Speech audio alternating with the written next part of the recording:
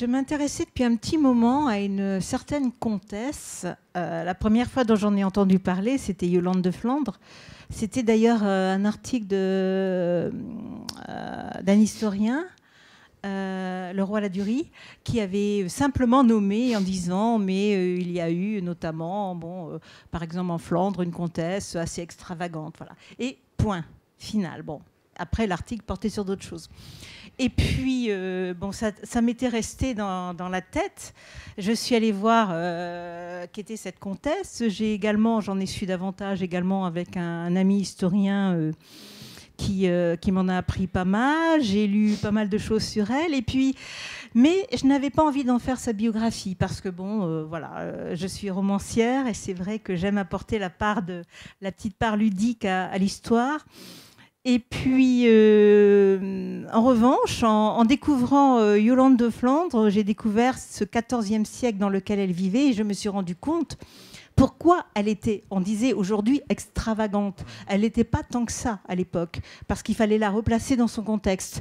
Et donc, j'ai découvert une fin du XIVe siècle qui, a priori, m'aurait un peu rebuté parce que c'était la guerre de 100 ans. Donc, je n'avais pas envie à nouveau d'aller vers les guerres, la guerre de 100 ans, bon, pas trop. Et au contraire, je me suis aperçue que c'était une période, fin XIVe siècle, une période complètement charnière entre le côté féodal et déjà, j'allais dire, la pré-Renaissance.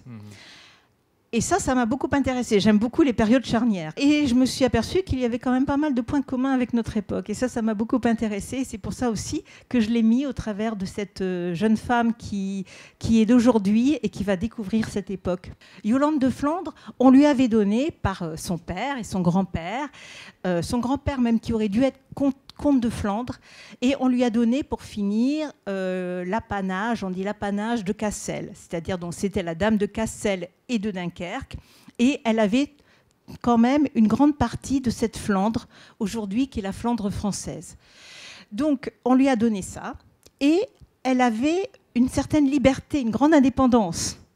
Donc il y avait d'un côté le roi de France qui était de sa famille, puisqu'elle était la nièce du roi de France, et en même temps la cousine du comte de Flandre.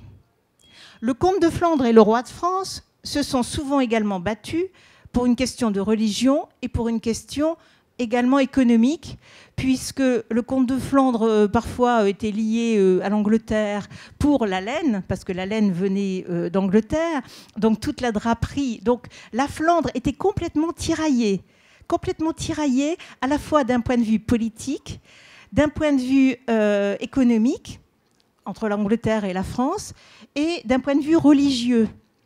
Parce que c'est aussi une époque, et c'est en ça qu'elle est passionnante, c'est que c'est l'époque du grand schisme religieux.